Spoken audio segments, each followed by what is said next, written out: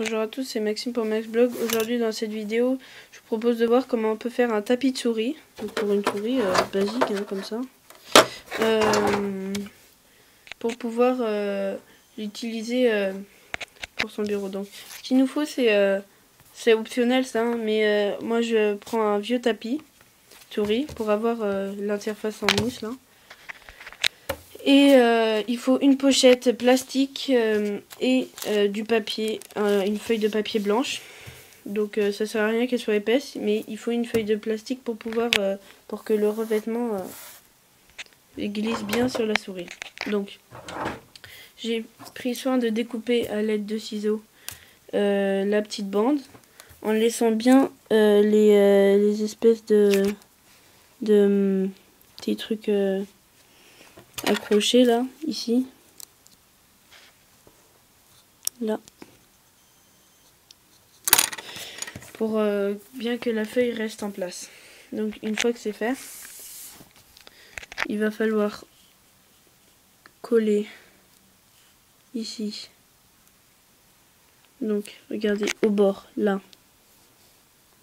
au bord, mais vraiment au bord de la feuille, hein, pas du plastique, comme ça, comme ceci. Il va falloir découper tout autour. Je rappelle bien hein, qu'il faut laisser les deux bandes. On va voir pourquoi. Et si possible, laisser un tout petit peu d'écart. Donc ça, c'est optionnel hein, pour pouvoir le remettre un peu en arrière, replier en arrière. Donc je reprends une fois que c'est fait. Donc voilà à l'aide de scotch basique. Du scotch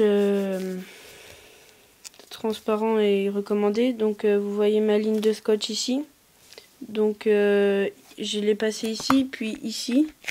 Donc veillez à bien enlever les bulles, comme ça adhérera mieux. Après ce qu'il faut faire c'est il faut tirer pour que ce soit bien tendu. Faire la même chose de l'autre côté. Ici pareil on fait ça et là aussi. Et je vous reprends une fois que c'est fait. Donc voilà, j'ai scotché les derniers bouts. Donc là, comme vous voyez, j'ai mis le dernier bout de scotch.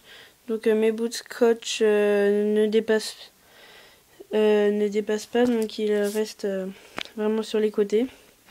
Donc une fois qu'on a bien, avec une règle, appuyé sur le scotch pour qu'il n'y ait pas trop d'air, on va retourner ici et on va prendre et on va retourner le scotch dessus. Donc voilà à quoi ressemble mon tapis maintenant. Voilà de derrière. Donc sur les coins, pour que le scotch ne parte pas, on peut faire comme ça. Enfin on prend un petit bout qui colle les deux. Pensez juste avant de coller ce scotch là à bien, avec votre règle, à bien étaler, à bien appuyer avec une règle sur le scotch, ce qui permettra bien d'enlever tout l'air. Donc une fois que c'est fait, on a son tapis de souris personnalisé avec une souris. Et ça marche beaucoup mieux que ceux qu'on achète dans le commerce avec des décorations, croyez-moi.